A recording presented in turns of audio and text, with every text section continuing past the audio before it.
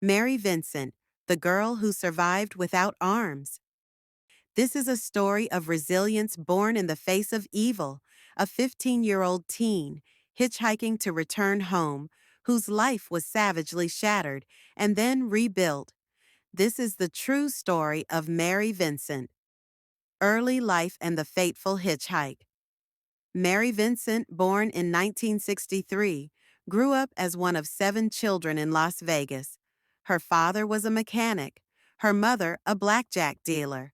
When her parents' marriage collapsed, Mary left home, spending weeks living in unlocked cars, unsure where to turn. Seeking comfort and clarity, Mary decided to hitchhike to her grandfather's house in Berkeley, California. On September 29, 1978, while standing on the side of Interstate 5, she accepted a ride from Lawrence Singleton, a seemingly kind 51-year-old ex-merchant seaman. Despite 2 other hitchhikers nearby being turned away, Mary climbed in. Captivity and torture. The ride turned terrifying when Singleton veered onto a remote road. Without warning, he knocked Mary unconscious with a hammer, stripped her of her clothing, tied her up, and raped her overnight. At dawn, in cold calculation, he severed both her forearms with a hatchet. He then cast her down a 30-foot ravine, leaving her naked and bleeding. The remarkable survival awake and in agonizing pain, Mary refused to die. She packed the wounds with mud to slow the bleeding and forced herself to crawl and climb a sheer embankment approximately 30 feet high. Naked and with no arms, she walked nearly 3 miles before being spotted by a honeymooning couple who immediately got her to safety. From victim to witness. At the hospital, Mary worked with police to produce an accurate sketch that led to the arrest of her attacker. She testified bravely against Singleton, pointing him out in court using her prosthetic limb, while recounting every detail, including the hatchet blow. "I was raped and I had my hands cut off," she stated calmly. He was convicted in 1979 of rape, kidnapping, mayhem, attempted murder, and other crimes, but sentenced to only 14 years, the maximum under the 1976 Uniform Determinate Sentencing Act. Outrage and the Singleton bill Mary's courage didn't spare her the trauma of the lenient sentence. He served only 8 years before being released in 1987. The public outcry was fierce. Singleton was shunned by multiple communities.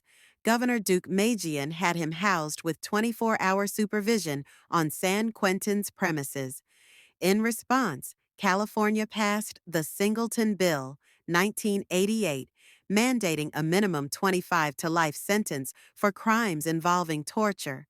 Mary actively supported the legislation.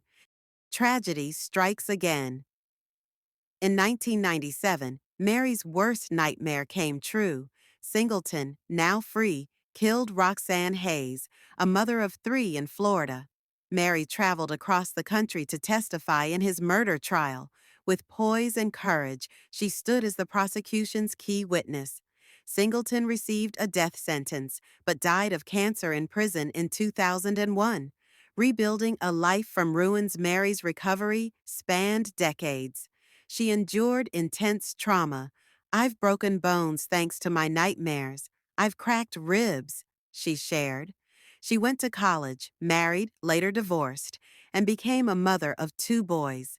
To afford prosthetics, she repurposed parts from stereo systems and refrigerators, reflecting her creative spark and tinkerer spirit inherited from her grandfather. Visual art became her healing outlet. She created vivid pastel drawings of empowered women and custom prosthetic tools for daily activities. She founded the Mary Vincent Foundation, advocated for survivors, and spoke publicly, though always protecting her privacy. One interviewer described her as a Wonder Woman, shining through unthinkable pain. Mary's own words. "I didn't have a family, so I wanted to make one. I want to be a mother to the world." When Singleton came close, I knew exactly who it was. I wake up every morning with a constant reminder, but I can move past it. He destroyed everything about me, yet I'm still doing everything I can to hold on. Legacy Mary Vincent's story is a testament to survival, justice, and transformation. Her case sparked legal reform and raised awareness on how to treat survivors of violent crimes. She turned trauma into advocacy, art, and shared hope. Today, she is an icon, proof that profound suffering can birth extraordinary strength.